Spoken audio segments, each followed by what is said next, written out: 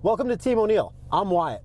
One of the hardest parts about driving a manual transmission is having to start on a hill, because as soon as you come off the brake, the whole car moves backwards, and then you're fighting that as you try to go. So the easy way to start on a hill is simply to have your right foot on the brake, clutch in, put it into first gear, engage the parking brake, but hold the button down so that you can release it when you need to.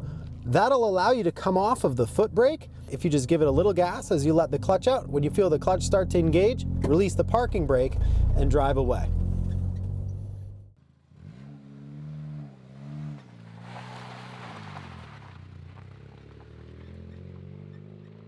So that's the easiest way to start on a hill with a manual. Just use the parking brake to hold you on the hill. You can focus on the clutch and the throttle, and as you take up that tension, release the parking brake, and you'll only drive up the hill without rolling back or getting into any trouble.